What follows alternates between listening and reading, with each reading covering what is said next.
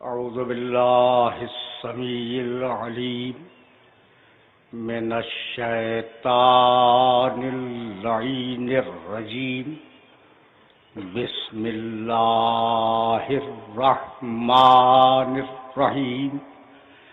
الحمد لله الملك الحق المبين المتصاغر لعظمته جبابرة الطاغين المتخاضع لكبريائه عتاة المتمردين المعترف بربوبيته سائر الخلق أجمعين.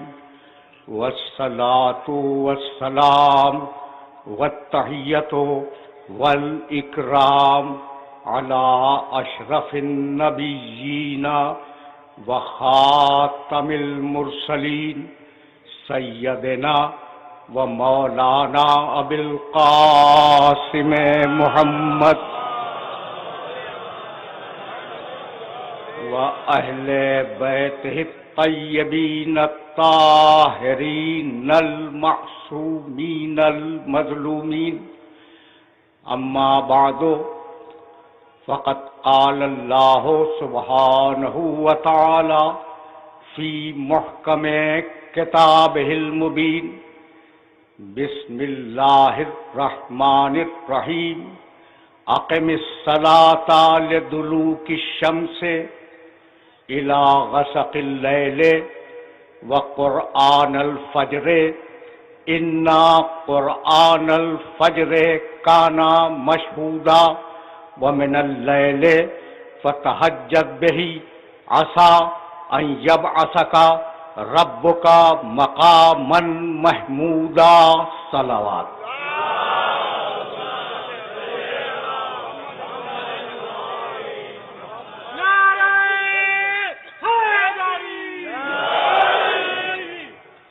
عزیزان محترم، کل شام کو 1435 ہجری کا آخری سورج ڈوب گیا اور سن 1436 ہجری کا پہلا چاند افق عالم پر نمودار ہوا. چاند نمودار ہوا اور ہمارے گھروں میں عزاخانے سج گئے.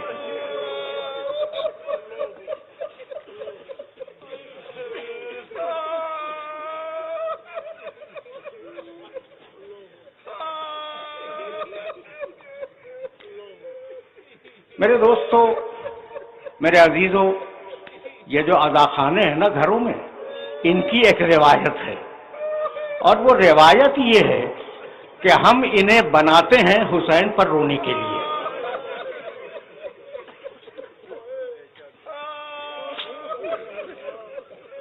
یہ عزاخانے حسین پر رونے کے لیے بنائے جاتے ہیں، یہی ہے نا؟ کیوں کسی اور کے رونے کے لیے عزاخانے کیوں نہیں بناتے ہو؟ بات کل اتنی ہے کہ حسین کی شہادت کے بعد حسین کے وارثوں کو جی بھر کے رونے نہیں دیا گیا. چھوٹی بچی جب باپ کو یاد کر کے روتی تھی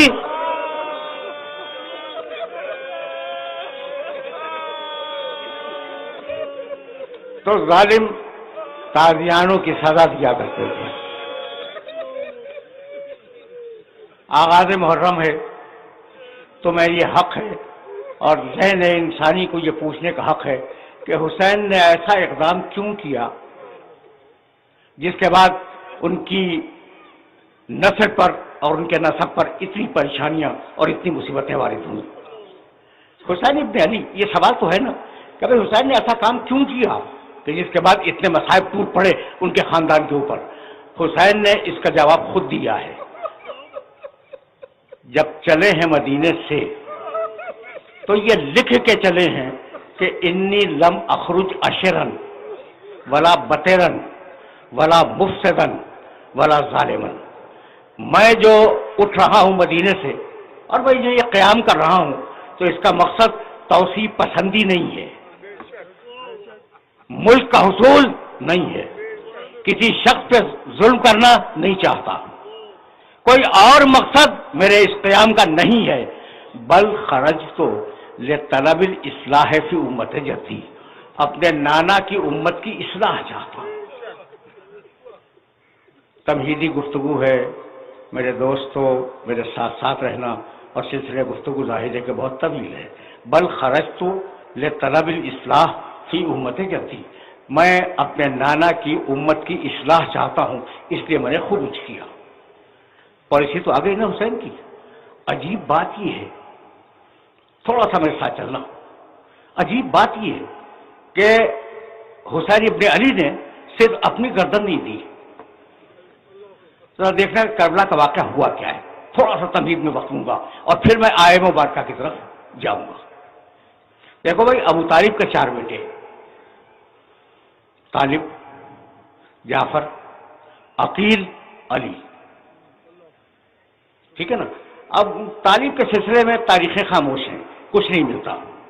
عقیل بہت مشہور شخصیت ہیں، تاریخ بھری ہوئی ہے ان کے تذکرے سے۔ جعفر طیار کو کون نہیں جانتا، اور علی جی ابن ابی طالب تو علی ابن ابی طالب ہیں۔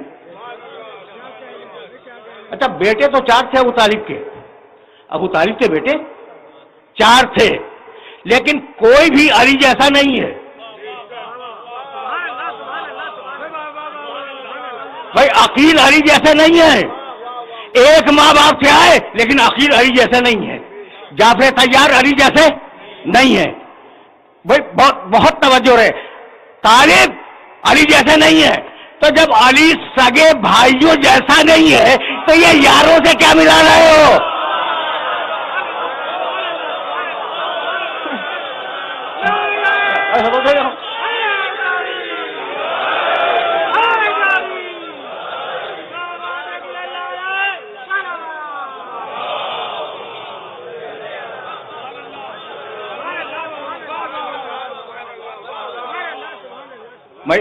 جملہ تو یاد رکھو گے نا کہ علی جب اپنے بھائیوں جیسا نہیں ہے، اپنے بھائیوں سے نہیں ملتا، تو دوسروں سے کیا ملے گا؟ تو ابو طالب کے 3 بیٹے، اب طالب کا ذکر تاریخیں خاموش ہیں اس لیے ذکر نہیں کر سکتا، جعفر، عقیل، علی، ٹھیک ہے نا۔ کربلا کے میدان میں حسین نے صرف اپنے ساتھی قربان نہیں کیے، تینوں سگے چچاؤں کی اولاد قربان ہوئی ہے۔ جب اصحاب گئے، جب انصار گئے، جب کوئی دوست نہ رہا تو اب بنی ہاشم کی باری آئی، اور جب بنی ہاشم کی باری آئی تو سب سے پہلے جو لوگ میدان میں گئے وہ اولاد عقیل ہیں، اور اولاد عقیل میں سب سے پہلے جو 2 بچے گئے وہ مسلم ابن عقیل کے 2 بیٹے ہیں۔ کیا تمہیں پتا ہے کہ اولاد عقیل کے 8 لاشیں حسین نے میدان کربلا میں اٹھائی ہیں؟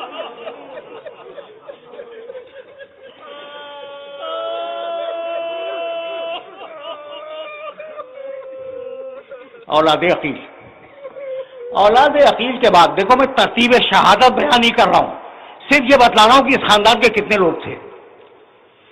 اولاد عقیل کے بعد اولاد جعفر طیار میدان میں آئی۔ جعفر طیار کی اولاد پوچھو گے نا کون ہے؟ عبداللہ ابن جعفر طیار، جعفر طیار کے بیٹے عبداللہ، اور عبداللہ کے 2 بیٹے انو محمد۔ جب مسلم کے بیٹے شہید ہو گئے، عقیل کی اولاد شہید ہو گئی، تو ایک مرتبہ فضا سے کہا، فضا ذرا میرے بھائی کو تو بلا۔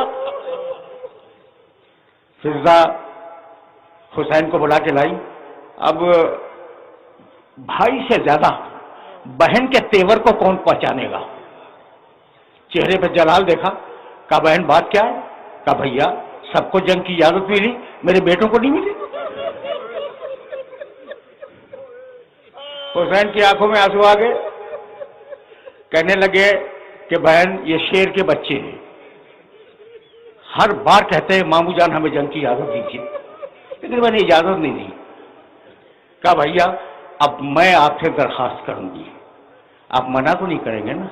کہا بہن آج تک تمہاری کوئی بات میں نے رد کی ہے؟ کہا بھیا میرے بچوں کو جنگ کی اجازت دیجیے۔ کہ تمہارے کہنے پہ اجازت دے رہا ہوں. جب اجازت مل گئی نا تو دونوں بچوں کو سینے سے لگایا اور کہا بیٹو میدان میں یہ کہنے کی ضرورت نہیں ہے کہ تم جعفر طیار کے پوچھو، تم حیدر کرار کے نواسے ہو، یہ کہنے کی ضرورت نہیں ہے. ایسا لڑو کہ فوجیں خود پکار اٹھے کہ جعفر طیار کا پوتا لڑ رہا ہے، حیدر کرار کا نواسا لڑ رہا ہے. بچے گئے، شہید ہوئے، آواز دی، عباس چلے، حسین چلے. ایک لاشا عباس نے اٹھایا، ایک لاشا حسین نے اٹھایا. جب آئے ہیں نا اس خیمے میں جس میں لاشیں لا کے رکھے جا رہے تھے تو فضا دوڑتی ہوئی گئی اور کہنے لگی بی بی آپ کے بیٹے آ گئے. پہچانو کربلا کو.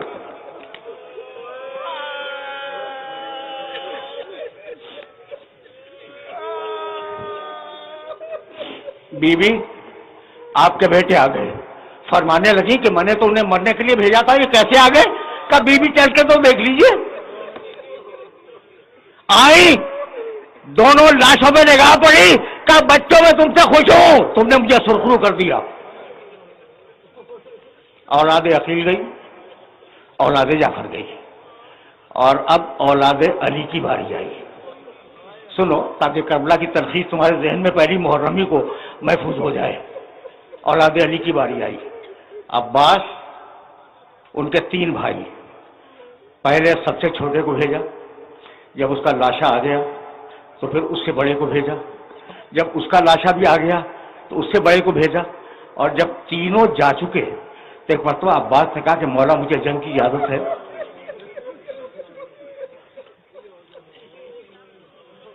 میں تم سے پوچھنا چاہ رہا ہوں کہ عباس کو تو شہید ہونا ہی تھا نا، شہید ہونا تھا، کہہ دیتے کہ مولا مجھے سب سے پہلے کہہ دے. بھائیوں کو کیوں بھیجا؟ بھائیوں کو کیوں بھیجا؟ بس جو ہوتا وہ ہوتا، پہلے شہید ہو جاتے. عباس کہا کہ نہیں، میں اپنے مولا کو بے یار و مددگار نہیں چھوڑوں گا. یہ میرا مولا اکیلا کیسے لاشیں اٹھائے گا؟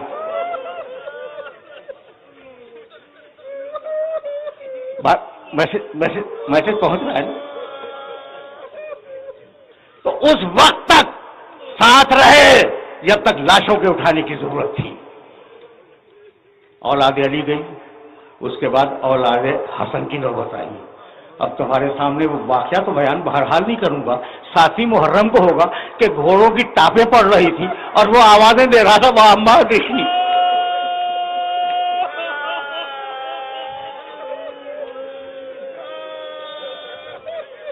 یہ کربلا کی تلخیص ہے جو تمہارے سامنے میں عرض کر رہا ہوں. میں اولاد حسن گئی اور اب اولاد حسین کی باری آئی. ترتیب شہادت نہیں ہے، یہ صرف سمجھانے کے لیے عرض کر رہا ہوں. میں بابا مجھے جنگ کی اجازت ہے؟ کہا اکبر تم میرے رسول کی شبیہ ہو، تمہیں اجازت نہیں دوں گا. کسی صورت میں اجازت ملی، میدان میں آئے، 200 فوجیوں کو قتل کیا، واپس آئے اور واپس آنے کے بعد کہنے لگے کہ بابا ان العطش قد قتلنی وان ثقل الحدید قد اجهدنی. بابا مجھے پیاس نے مار دیا، بابا مجھ سے یہ زیرہ کا بوجھ برداشت نہیں ہو رہا ہے، گرم ہو گئی یہ زیرہ. عقیق کی انگوٹھی دی کہ اسے منہ میں رکھو اور جاؤ. اور اب ایک مرتبہ حسین چلے اور گھٹیوں کے بل چلے. لاشا لائے علی اکبر کا رکھ دیا. ترتیب دیکھ رہے ہو نا تم؟ ترتیب سے میری مراد ہے کہ کس خاندان نے کتنے افراد دیے. خلاصہ اکبر شہید ہوئے. اب آیا وہ جو حسین کی فوج کا سپہ سالار تھا. اب وہ آیا جب کوئی نہ رہا نا، اب لاشیں اٹھانے والا کوئی نہیں ہے اور نہ لاشوں والے ہیں کہ جن کے لاشیں اٹھائے جائیں. مولا مجھے جنگ کی اجازت ہے. عباس تم میری فوج کے علمبردار ہو، تمہیں کیسے اجازت دے دوں؟ بس یہ سننا تھا. فنظر یمینا و شمالا، عباس نے دائیں دیکھا، عباس نے بائیں دیکھا. کہا مولا وہ فوج کہاں ہے؟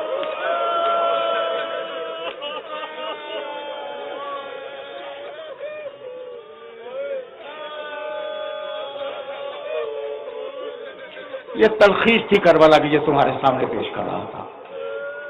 اب جب عباس نے پکارا تو حسین عباس کے لاشے پہ آئے اور 3 جملے حسین نے کہے، الان ان کا سارا ظہری، آج میری کمر ٹوٹ گئی، وقلت ہیلتی، سہارا ختم ہو گیا، اور اس کے بعد ایک جملہ کہا تم سے بہتر کون سمجھے گا، کمر ٹوٹ گئی، سہارا ختم ہو گیا، وہ شمت بی عدوی، اور عباس اب دشمن تانے دے رہا ہے کہ لاؤ عباس کو۔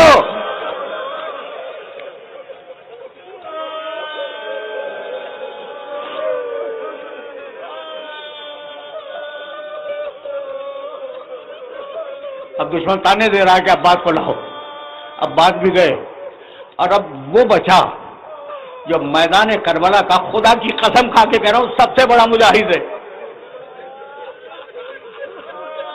تمہارا ذہن چلا گیا حسین کی طرف، حسین سے بھی بڑا ایک مجاہد ہے کربلا کے میدان میں، 6 مہینے کا بچہ۔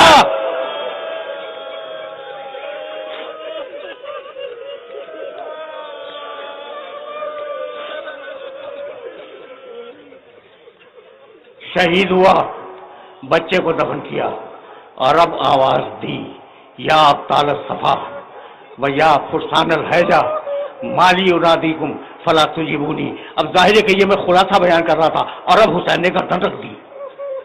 بس میرے عزیزو، شروع کیا میں نے اولاد عقیل سے، ختم کیا حسین ابن علی کی شہادت پر۔ یہ تم نے دیکھا پوری رشتہ داریاں قربان کر دی، سگے چچا داد بھائی قربان کر دیے۔ بہت رشتے ہیں، اگر میں گنانے بیٹھ جاؤں تو بہت تفصیل طلب مسئلہ ہے، ساری رشتہ داریاں حسین نے قربان کر دی خدا کے دین پر۔ بس بتلانا یہ تھا، جملہ سنو، اور اب میں اپنے موضوع کی طرف جا رہا ہوں۔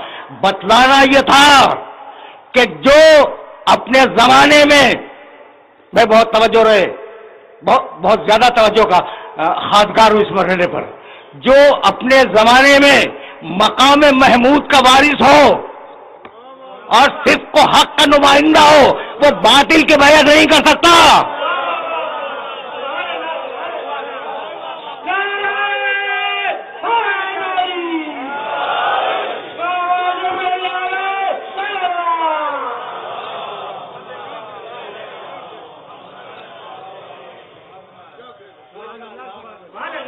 ہم اب اس مرحلے پر اپنے موضوع سے متصل ہوئے، مقام محمود اور صدق و حق۔ اس موضوع کو جسٹیفائی کرنے کے لیے میں نے سورہ بنی اسرائیل کی 2 مسلسل آیتوں کی تلاوت کا شرف حاصل کیا۔ ظاہر ہے کہ ایک مسلسل خط فکر ہے جسے 9-10 دنوں پر ڈسٹریبیوٹ ہونا ہے، تقسیم ہونا ہے مسلسل خط فکر کو۔ آج تمہیدی گفتگو ہے، صرف ترجمہ سنتے جاؤ آیت مبارکہ کا، پہلی آیت پھر دوسری آیت۔ اقیم الصلاۃ لدلوک الشمس الی غسق اللیل، حبیب نماز قائم کرو سورج کے زوال سے رات کے اندھیرے تک۔ پہلا وقت نماز کا کیا دیا؟ سورج کے زوال سے۔ دوسرا وقت کیا دیا؟ رات کا اندھیرا۔ 2 وقت ہو گئے۔ وقرآن الفجر، اور حبیب نماز قائم کرو صبح کے وقت، صبح کو قرآن پڑھو۔ ان قرآن الفجر کان مشہودا، یقیناً صبح کی نماز گواہیوں والی نماز ہے۔ واضح کروں گا گواہیوں والی نماز کا مطلب کیا ہے، بہت توجہ ہے۔ نماز قائم کرو سورج کے زوال کے بعد، رات کے اندھیرے میں، اور صبح کے وقت۔ علیکم السلام۔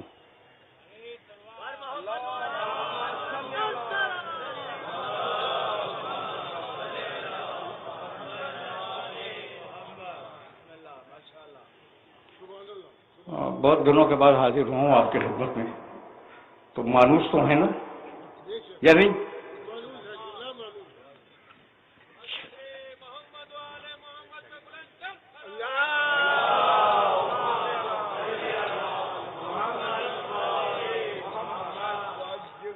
تو اب بھائی سننا، اقیم الصلاۃ لدلوک الشمس، نماز قائم کرو سورج کے زوال کے بعد، الی غسق اللیل، رات کے اندھیرے میں۔ 2 وقت ہو گئے، وہ قرآن الفجر اور سحور کے وقت. ان قرآن الفجر کان مشہودا ومن اللیل فتہجد بہ نافلۃ لک. اور حبیب ایک چیز تمہارے ساتھ مخصوص ہے، تم پر میں واجب کر رہا ہوں کہ تم رات کے اندھیرے میں قرآن کی تلاوت کیا کرو. یہ نماز شب ہے جو رسول پہ واجب تھی. بابو بہت توجہ رکھنا. ومن اللیل فتہجد بہ، رات کے وقت تم قرآن پڑھو. عسیٰ ان یبعثک ربک مقاما محمودا. اللہ نے یہ طے کیا ہے کہ تم اگر نماز شب پڑھو گے تو اللہ تمہیں مقام محمود پہ فائز کر دے گا.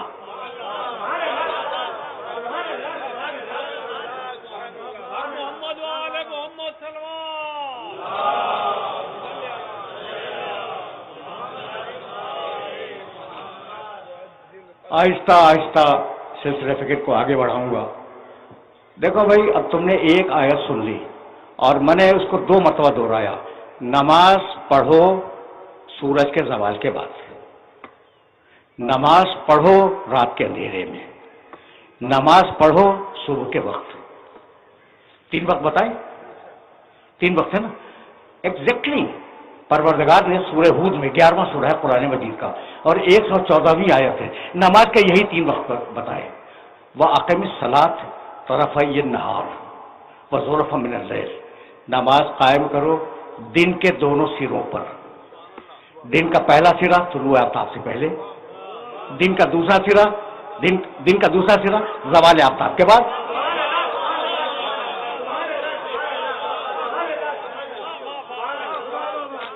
تمہید ہے اور اس تمہید کو بہت دور تک لے جانا چاہ رہا ہوں میں.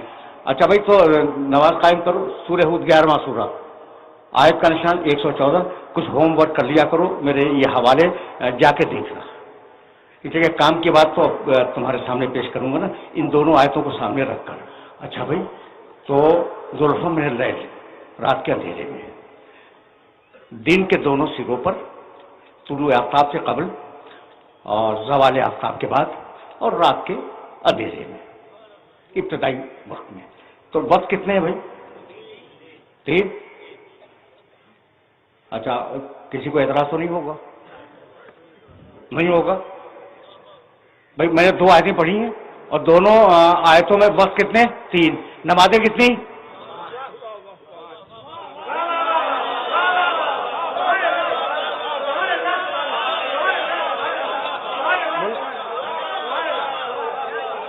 سامنے کی بات ہے بھائی، سامنے کی بات ہے یا نہیں کہ وقت کل 3 اور نمازیں 5. تو اب مجبوری ہے نا کہ ان 5 نمازوں کو 3 وقتوں میں ایڈجسٹ کرنا ہوگا.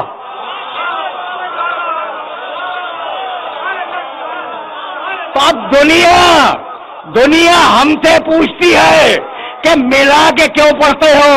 قرآن ان سے پوچھتا ہے کہ الگ الگ کیوں پڑھتے ہو؟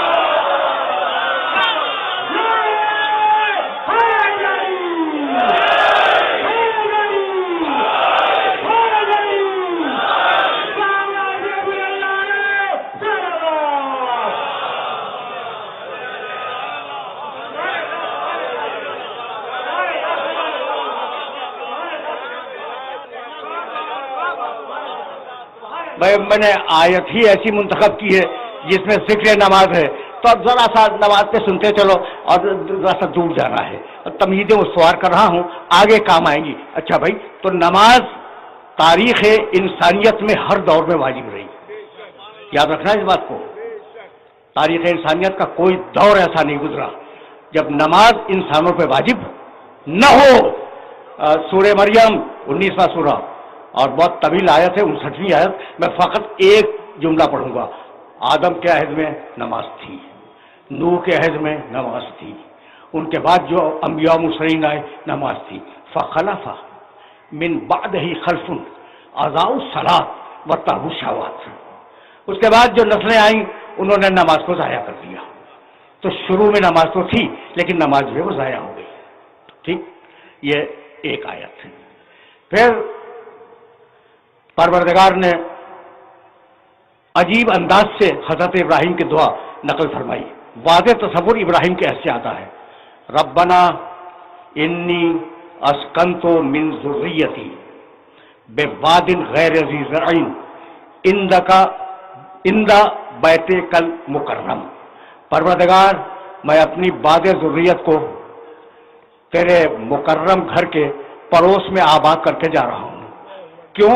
ربنا لیقیموا الصلاۃ، اس لیے کہ وہ نماز قائم کرے.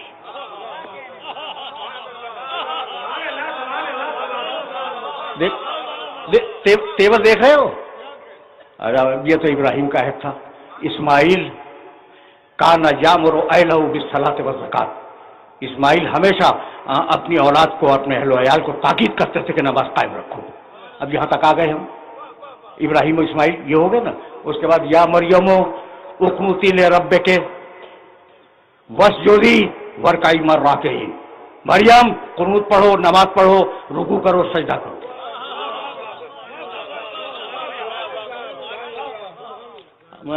آرام سے چل رہے ہو نا، اس لیے کہ 10 دنوں پہ مشتمل گفتگو ہے اور میں ان کی بنیادوں کو استوار کر رہا ہوں. اچھا بھائی، عیسیٰ، مریم کا بیٹا عیسیٰ کہنے لگے کہ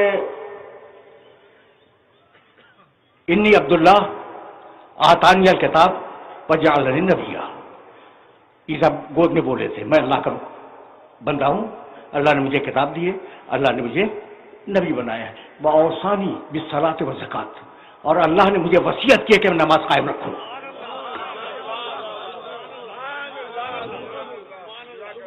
میں نے آدم علیہ السلام سے لے کر عیسیٰ علیہ السلام تک آپ کے سامنے مختصر سی تاریخ نماز کی بیان کر دی، ٹھیک ہے نا.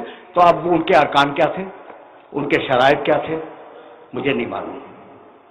اور اگر کچھ توریت و انجیل میں مل جائے تو اسے بیان کرنے کا محل نہیں ہے. یہ میرا موضوع نہیں ہے کہ ان کی نمازوں کے ارکان کیا تھے، ان کے شرائط کیا تھے، ان کے لوازم کیا تھے. یہ میرا موضوع نہیں ہے. مسئلہ تو یہ ہے، مسئلہ کہ اقیم الصلاۃ لدلوک الشمس، تم نماز قائم کرو، اے مسلمانوں تم نماز قائم کرو. یہی ہے نا مسئلہ. تو اب ہم کیسے پڑھیں بھائی؟ ہم نماز کیسے پڑھیں بھائی؟ ہم سنت عیسیٰ پہ نہیں ہے، سنت موسیٰ پہ نہیں ہے، ہم نماز کیسے پڑھیں؟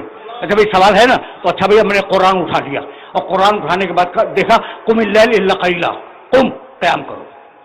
ایک آئٹم مل گیا مجھے، ٹھیک. پھر دوسرا آئٹم ملا ربک فکبر، تکبیرۃ الاحرام کو، یہ بھی مل گیا. ارکعوا واسجدوا، رکوع کرو سجدہ کرو، یہ بھی مل گیا. قیام بھی ملا، تکبیرۃ الاحرام بھی ملا، رکوع بھی ملا، سجدہ بھی ملا. بھائی مل گیا نہیں؟ یہ تو میں نے قرآن سے ڈھونڈ کے لیے بھی بہت سے میں نے ترک کر دیا ان سب کو. بھائی وہ میں اب کیا کروں گا؟ پہلے سجدہ کروں گا، اس کے بعد رکوع کروں گا، اس کے بعد قیام کروں گا، اس کا کہوں گا اللہ اکبر. یہ نماز منہ پہ مار دی جائے گی. بھائی ٹھیک ہے یا نہیں؟ اچھا تو اب کیا کریں؟ کہا صلو کما رأیتمونی اصلی. اب یہاں سے میرا محمد داخل ہوا شریعت میں.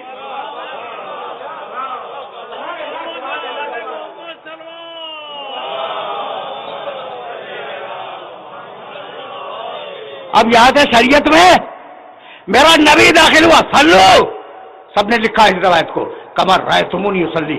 ویسے پڑھو جیسے مجھے پڑھتے ہوئے دیکھو، ویسے پڑھو جیسے مجھے پڑھتے ہوئے دیکھو. یعنی قرآن سے ڈھونڈ کے نہ پڑھنا، مجھے دیکھ کے پڑھنا. جو کتاب زمانے محمد میں کافی نہ ہو وہ آپ کو بعد میں کیسے کافی ہو گئی؟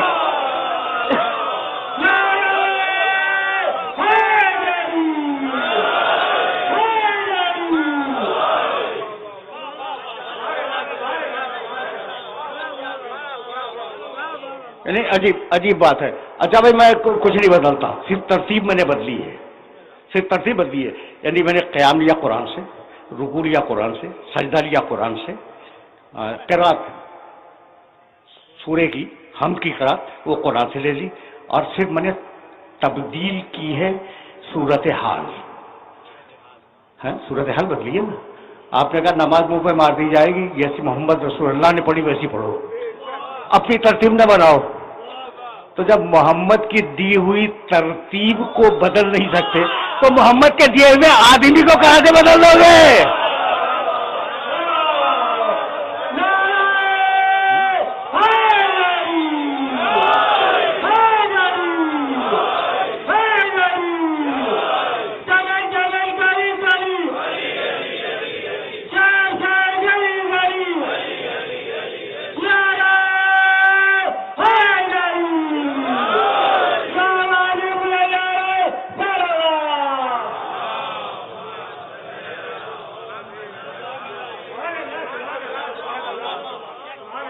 بات واضح ہو رہی ہے؟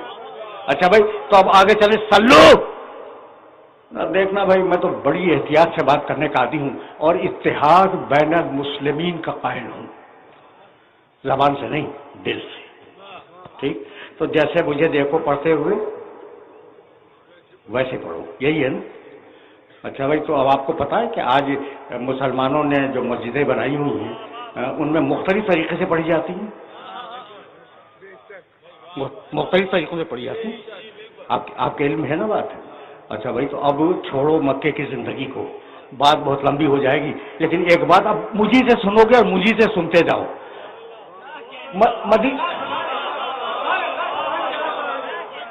یہ بات دیکھو، مجھے بہت کنفیوژن ہے کہ دامن وقت تیزی سے سرک رہا ہے اور ظاہر ہے کہ مغرب سے بہرحال پہلے اس گفتگو کو تمام ہونا ہے. تو اب جہاں تک بھی میں بیان کر سکوں سن لو کہ میں کہنا کیا چاہ رہا ہوں. اچھا بھائی، تو مکے کی زندگی کو چھوڑ دو، جیسا میں نماز پڑھتا ہوں دیکھو، دیکھ کے پڑھو، یہی تو ہے نا؟ اچھا بھائی، اب میں آپ کے خدمت عرض کروں، مکے کی زندگی کو تھوڑی دیر کے لیے چھوڑ دیں. مدینے کی زندگی جہاں رسول ایک سربراہ، اسلامی معاشرے کے سربراہ کی حیثیت سے تشریف فرما ہے، 10 برس رہے نا مدینے میں. اچھا بھائی، 10 برس میں ایک دن میں کتنی نمازیں پڑھی؟ 5 مرتبہ. لوگوں کے سامنے جماعت پڑھاتے تھے، کتنی پڑھی بھائی ایک دن میں؟ 5 مرتبہ. اچھا بھائی، اب روز 5 مرتبہ اگر 30 دن کا مہینہ فرض کیا جائے تو ایک مہینے میں کتنی ہوئی؟ 150.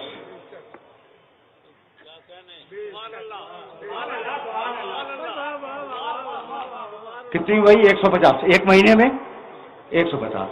اچھا بھائی، اب 150 کو 12 مہینوں سے ضرب دے دو، کتنی ہوئی؟ 1800. 1800 نمازیں ہو گئی، یعنی ایک سال میں 1800 نمازیں ہوئی. اور رسول نے 10 سال سے گزارے ہیں مدینے میں، تو اب 10 کو ضرب دے دو تو 18,000 نمازیں. مسلمانوں نے 18,000 مرتبہ رسول کو نمازیں پڑھتے ہوئے دیکھا، اور پھر اختلاف ہو گیا. تو یا آنکھ خراب تھی یا دل خراب تھا؟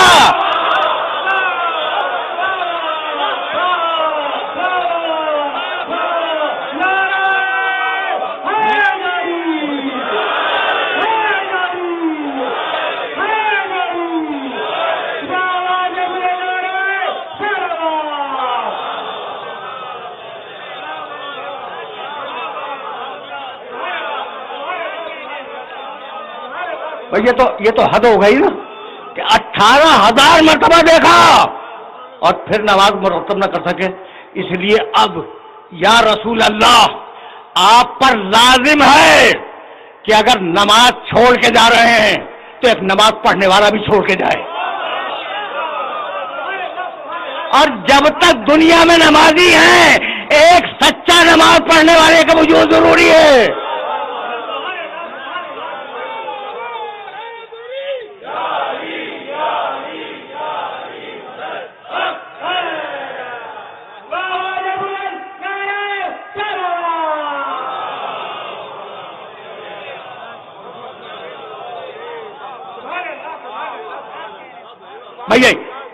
یہی سبب ہے.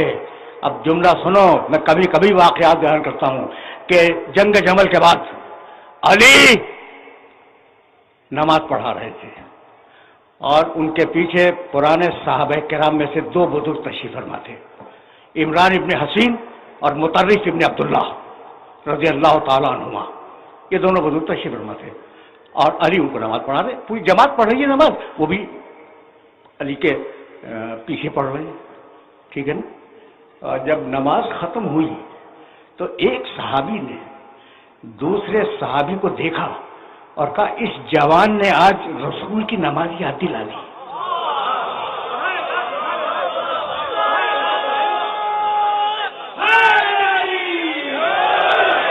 اس جوان نے آج رسول کی نماز یاد دلا دی. یعنی یہ جوان فقط ممبر کا وارث نہیں ہے, مصلی کا بھی وارث ہے.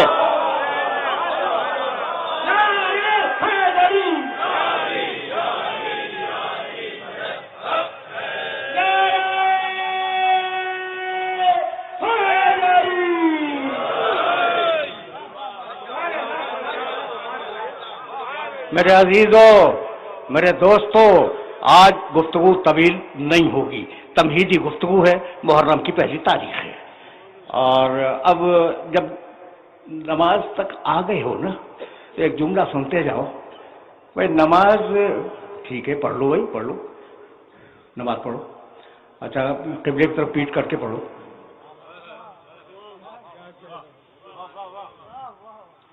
نماز پڑھو اور جان بوجھ کے قبلے کی طرف پیٹ کر لو. نہیں, تم پر واجب ہے کہ قبلے کی تحقیق کرو. ماتھا ٹیکنا ہے اس گھر کے آگے جو اللہ کا ہے نا. قد نرى تقلب وجهك في السماء فلنولينك قبلة ترضاها. تحویل قبلہ کیا ہے حبیب؟ ہم دیکھ رہے ہیں کہ تم آسمان کی طرف گھور گھور کے دیکھ رہے ہو, تو مت گھبراؤ حبیب, ہم تمہارے دل کی بات کو سمجھتے ہیں. ہم تمہیں اس قبلے کی طرف موڑ دیں گے جو تمہاری مرضی کا قبلہ ہے. نماز اللہ کی مرضی, محمد کی.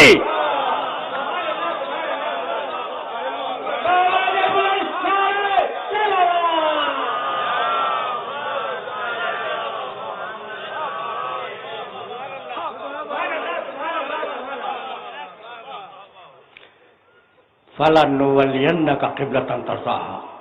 ٹھیک ہے نا, ہم تمہیں ایسے قبلے کی طرف موڑ دیں گے جو تمہاری مرضی کا قبلہ ہے. فَوَلِّ ٹکڑا ہے آیت کا, فَوَلِّ وَجْهَكَ شَطْرَ الْمَسْجِدِ الْحَرَامِ. تو حبیب اب آج سے تم کعبے کی طرف رخ کرنا اور کعبے کی طرف نماز پڑھنا.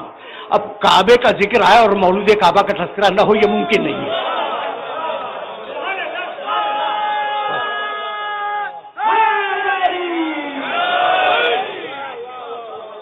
دیکھو بہت قریب ہو گئے نا دامن مغرب سے, دامن مغرب سے ہم بہت قریب ہو گئے, تو اب گفتگو روک دوں گا. بھائی قبلے کا ذکر ہو, کعبے کا تذکرہ ہے, اور مولود کعبہ کا تذکرہ نہ ہو, ممکن نہیں ہے. یا علی مثلوں کا مثل الکعبہ.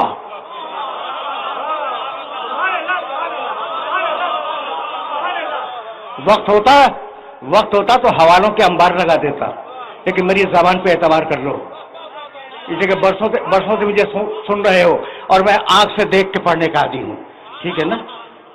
یا علی مثلوں کا مثل الکعبہ. علی تمہاری مثال کعبے کی مثال ہے. توتا الیہا ولا تاتی, روایت کا ٹکڑا, تمہیں ہدیہ کر رہا ہوں. یا علی تمہاری مثال کعبے کی مثال ہے. اور کعبے کا مزاج یہ ہے کہ وہ اپنا حج کروانے یا اپنی نماز پڑھوانے لوگوں کے پاس نہیں جاتا, لوگ اس کے پاس آتے ہیں. علی کعبے جیسا, کعبے کے آگے سر جھکاؤ, علی کے آگے دل جھکاؤ.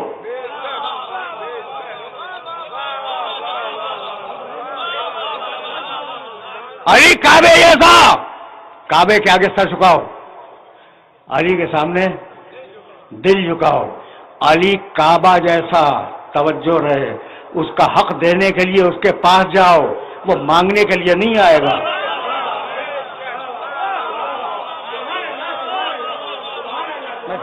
میسج پہنچے گا.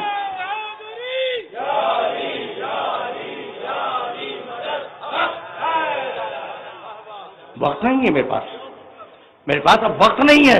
یا علی تیری مثال کعبے کی مثال, کعبے کی طرف سر جھکے, تیری طرف دل جھکے.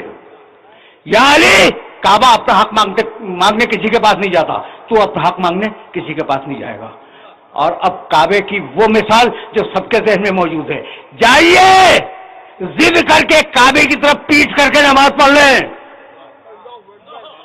وضو بھی کریں، نماز بھی صحیح پڑھیں، لیکن کعبے کی طرف پوچھو، خدا کی قسم منہ پہ مار دی جائے گی۔ تو علی کی طرف پوچھ کر کے کب تک چلتے رہو گے؟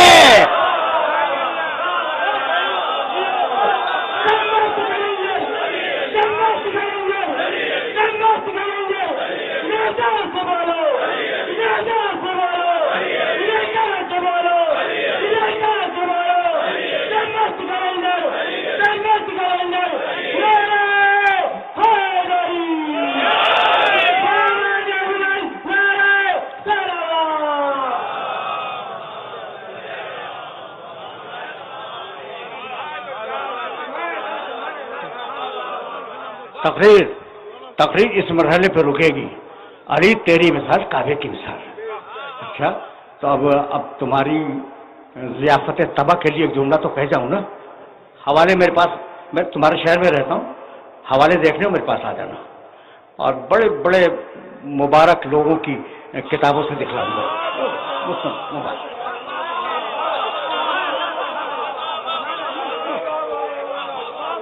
ہے بزرگوں نے خدمت کی ہے، اسلام کی حدیثیں لکھی ہیں، تو اب وہ ان بزرگوں سے ذرا میں روک کے ایک نظر ڈالنا چاہ رہا ہوں ان کی کتابوں پر۔ عجیب بات ہے، علی کی مثال کعبے کی مثال ہے۔ اب ایک بات بتاؤں، بس تقریر تمام ہو رہی ہے، دو جملے مصائب کے عرض کروں گا، اس لیے کہ آغاز میں مصائب میں بیان کر چکا، دو جملے، لیکن اب یہ تو سنتے ہی جاؤ۔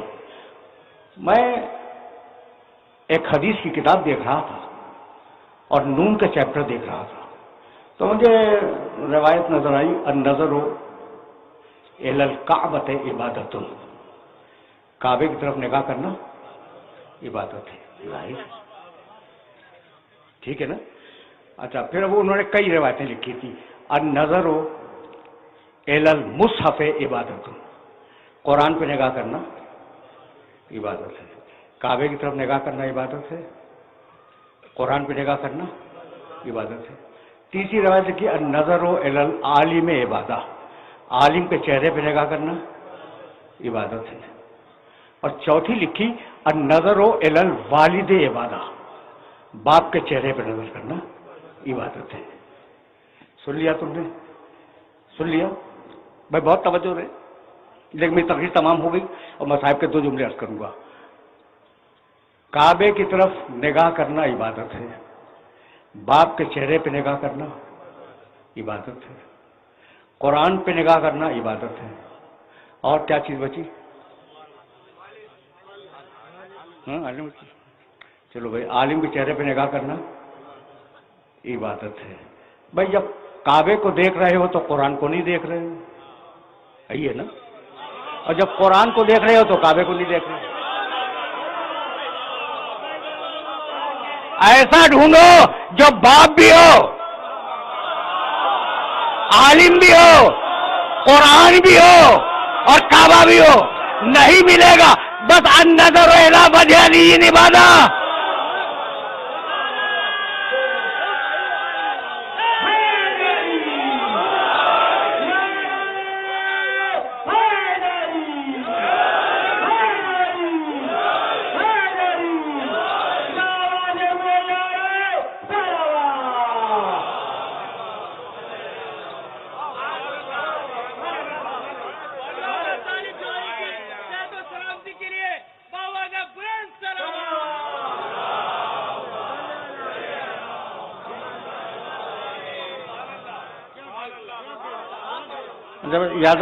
یاد رکھو گے نا۔ اچھا بھائی، میں غلو نہیں کرتا، غلو کے معنی جانتے ہو؟ حد سے کسی ذات کو بڑھا دینا، یہ غلو ہے، اور میں ممبر سے کہہ رہا ہوں کہ میں غلو نہیں کرتا، اس لیے کہ حد سے بڑھانے کو کہتے ہیں نا غلو۔ مجھے آل محمد کی حد ہی نہیں معلوم تو میں کیا کروں؟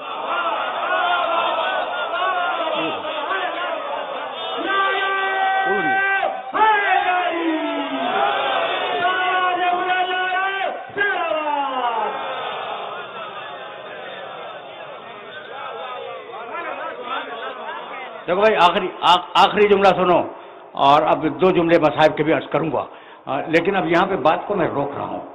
نماز کی بنیاد کعبہ، اگر قبلہین ہو تو نماز کدھر پڑھو گے؟ ٹھیک، تو یا علی مسئلہ کو مسئلہ الکعبہ، علی تیری مثال کعبے کی مثال ہے نا؟ اب اگر علی رسول کے فرمان کے مطابق کعبے سے بڑھ جائے، گھبرا گئے وہ، گھبرا گئے، میں کیا کروں بھائی؟ اگر علی بڑھ جائے تو کوئی میری ذمہ داری ہے؟ فرمان رسول ہے۔ اب میں جملہ عرض کروں بھائی، دیکھو کعبہ اللہ کا گھر ابراہیم و اسماعیل نے مل کر بنایا، ہماری پیشانیاں کعبے کے سامنے زندگی بھر، ہم مریں تو قبلہ رخ دفن کیے جائیں، ویسا ہے نا؟ کعبہ اللہ کا گھر، اور وہ دنیا کی محترم ترین چیز ہے مکانوں میں، وہ ہے اللہ کا گھر۔ لیکن اب اگر علی بڑھ جائے تو میں کیا کروں؟ تم پوچھو گے نا کہ کہاں سے کہہ رہے ہیں، بتاؤں بھائی؟ سنو بیٹھ کے اس مجمع میں، کعبہ ایک طرفی پڑھو، 100 طرفی ہے، ثواب نہیں ہے، لیکن علی پڑھتے رہو، ثواب ہے۔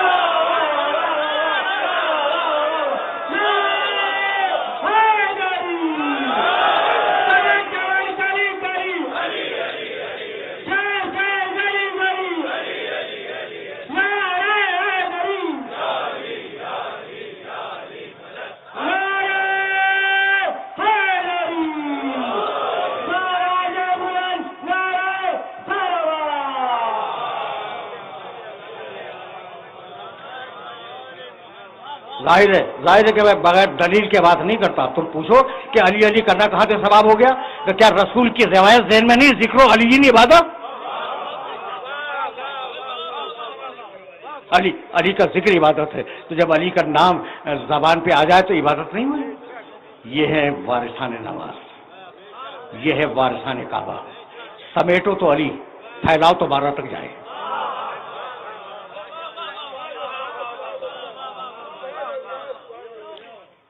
اگر ان وارثوں کو سمیٹو تو علی، پھیلاؤ تو 12ویں تک یہ سلسلہ جائے۔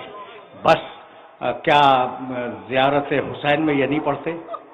اشہد انک قد اقمت الصلاۃ وآتیت الزکوٰۃ، فرزند رسول میں گواہی دیتا ہوں کہ نماز آپ نے قائم کی۔ دیکھو میں نے تو حسین کی زیارت کا جملہ پڑھا، تمہاری صدائے بلند ہو گئی۔ 2 جملے سنو، مجھے اجازت دے دو، دامن وقت میں گنجائش نہیں ہے۔ جب چلے ہیں نا مدینے سے تو سب سے خدا حافظ کر کے اپنی نانی ام سلمہ کے پاس آئے۔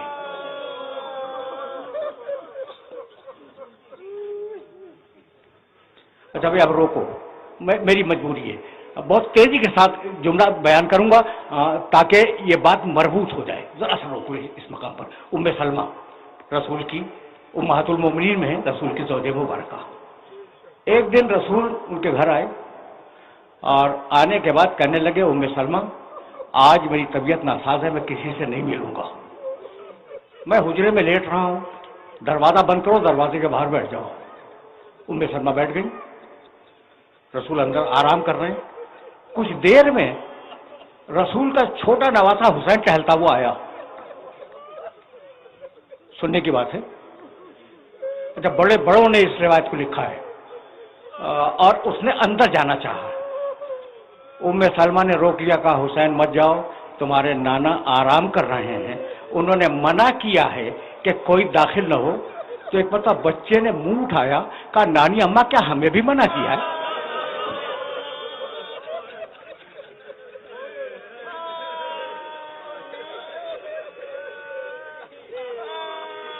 کہا ہاں بیٹا سب کو منع کیا ہے۔ راوی کہتا ہے کہ حسین پلٹا بچہ۔ ایک مرتبہ حجرے کے اندر سے آواز آئی، ام سلمہ تم نے میرے حسین کو بھی واپس کر دیا۔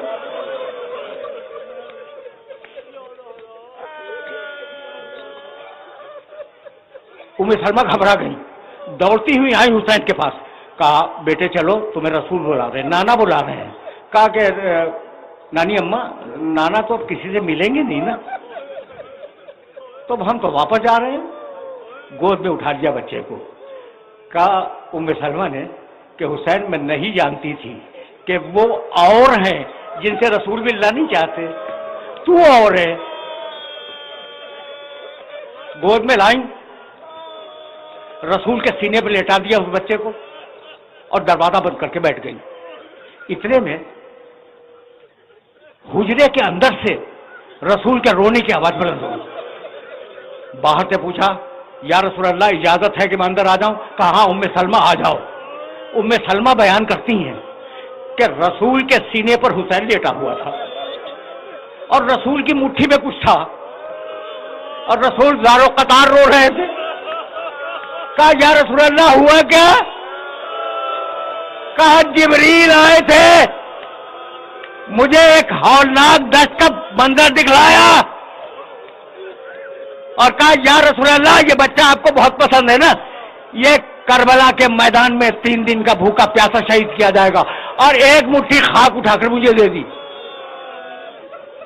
ام سلمہ یہ مٹھی کی خاک اپنے پاس محفوظ رکھو اور اسے شیشی میں رکھنا، روز دیکھتی رہنا، جب تک یہ مٹی مٹی رہے میرا حسین زندہ ہے، اور جب مٹی خون بن جائے سمجھ لینا کہ حسین شہید ہو گیا۔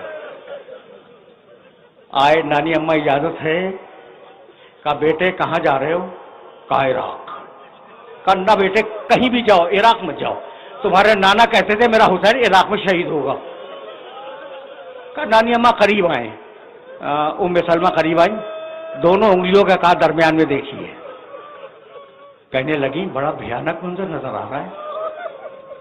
کہا نانی اماں تفصیل میں نہیں جا رہا ہوں میں، نانی اماں یہ وہی میدان ہے جس میں مجھے شہید کیا جائے گا۔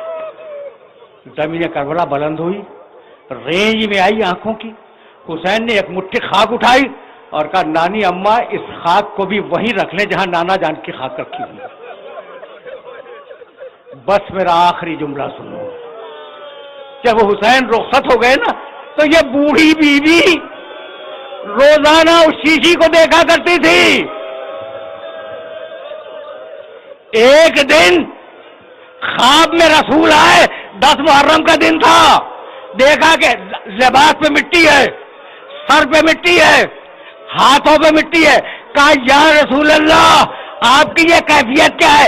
کہا کیا بتلاؤں، میرا نواسا کربلا کے میدان میں شہید ہوا، وہ میری گود میں تھا۔